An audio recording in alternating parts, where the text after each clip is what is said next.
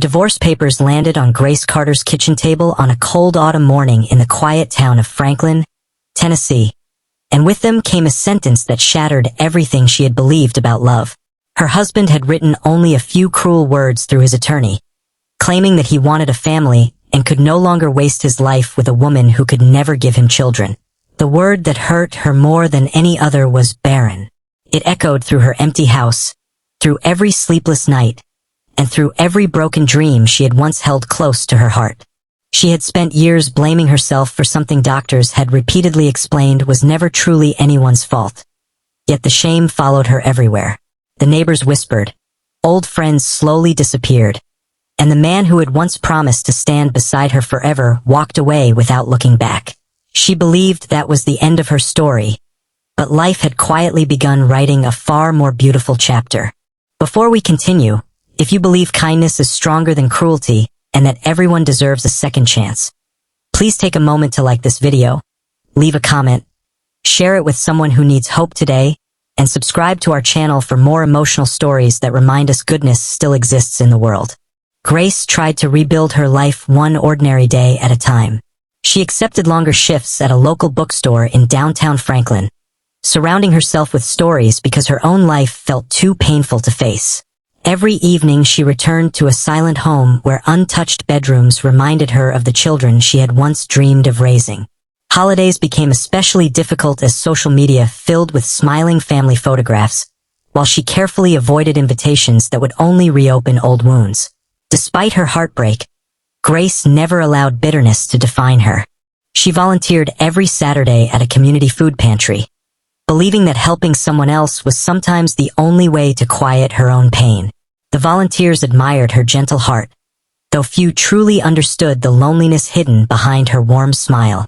Only a few miles away lived Michael Brooks, a hardworking widowed father raising 5 children alone.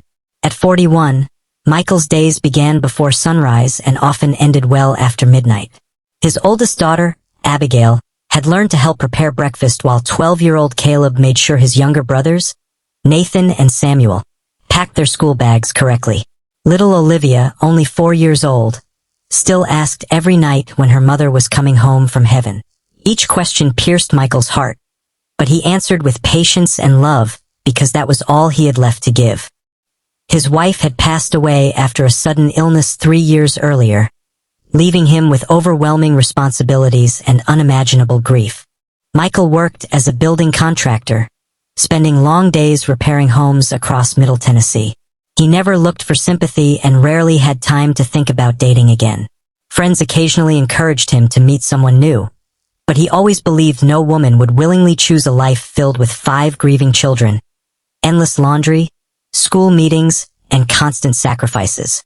His greatest fear was bringing someone into their lives who would see his children as burdens instead of blessings. Fate quietly intervened during a holiday charity event organized by several local churches in Franklin. Grace had volunteered to distribute donated books to children while Michael brought his 5 youngsters to help serve meals to struggling families. Their first meeting lasted only a few moments. Olivia accidentally knocked over a stack of children's books, scattering colorful pages across the church hall. Grace immediately knelt to help the frightened little girl gather every book without showing even a trace of annoyance. Instead of frustration, Olivia found herself wrapped in unexpected kindness. The little girl smiled for the first time that afternoon, and Michael noticed something he had almost forgotten existed: peace. Over the following months, their paths crossed again and again through community projects. Grace slowly became a familiar face to Michael's children. She remembered every birthday, every favorite storybook, every small achievement worth celebrating. She never tried to replace their mother because she understood that no one ever could. Instead, she simply became someone who listened, encouraged, baked cookies for school fundraisers, and celebrated life's tiny victories alongside them. The children gradually stopped calling her Miss Grace and naturally began calling her Aunt Grace, a title that quietly filled the emptiness in her heart. Grace never told Michael the painful details of her failed marriage until one rainy evening after volunteering together.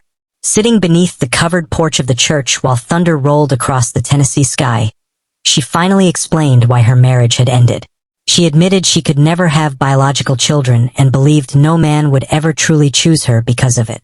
She expected pity, awkward silence, or polite reassurance. Instead, Michael looked toward the playground where his 5 children laughed together despite the drizzle. In that simple moment, he realized the woman beside him had already become part of the family without anyone noticing. The size of a heart mattered far more than the ability to give birth. Their friendship slowly transformed into love built on trust, patience, and quiet acts of service, rather than grand promises. Grace helped Caleb prepare for science competitions, comforted Abigail during difficult teenage years, taught Samuel how to enjoy reading, applauded Nathan's baseball games, and spent countless evenings coloring pictures with little Olivia. She never treated the children as obligations. She loved them freely, asking for nothing in return. For the first time since his wife's passing, Michael saw genuine laughter return to his home. When Michael finally proposed during a family picnic beside the Harpeth River, he did something that surprised everyone. Instead of asking only Grace to marry him, he first invited each child to stand beside them. One by one, the children handed Grace small handwritten letters describing how she had changed their lives. Abigail thanked her for teaching her that women could be both gentle and incredibly strong. Caleb thanked her for believing in him even after he failed his first science fair. Nathan thanked her for cheering louder than anyone else at every baseball game. Samuel thanked her for reading bedtime stories that made nightmares disappear. Little Olivia simply wrote that she wanted Grace to be her forever mommy because heaven had already sent enough angels. By the time Michael placed the ring in Grace's trembling hands, there were no dry eyes among the families gathered nearby. News of the engagement eventually reached Grace's former husband. Curious and filled with regret after his second marriage had collapsed, he attended a local festival where he unexpectedly saw Grace surrounded by Michael and 5 joyful children laughing together. The woman he had cruelly called Barren was now overflowing with love, purpose, and family. Ironically, she had become the mother of 5 children, not through biology but through compassion. The family he had abandoned her for was never built through blood alone. It had been built through sacrifice, patience, forgiveness, and unconditional love. Their wedding was simple, held at a small white church in Franklin surrounded by friends, volunteers, teachers, neighbors, and every child whose life Grace had quietly touched over the years. There were no extravagant decorations or expensive luxuries. Instead, the church overflowed with genuine happiness. As Grace walked down the aisle, she no longer carried the label that had haunted her for years. She carried the hands of 5 children who had already chosen her long before the ceremony began. At that moment, everyone present understood that motherhood is measured far more by love than by biology. Years later, their home became known throughout the community as a place where no child ever left hungry and no struggling family ever felt alone. Grace organized literacy programs, Michael continued repairing homes for families in need, and together they taught their children that true strength comes from choosing kindness even after experiencing deep pain.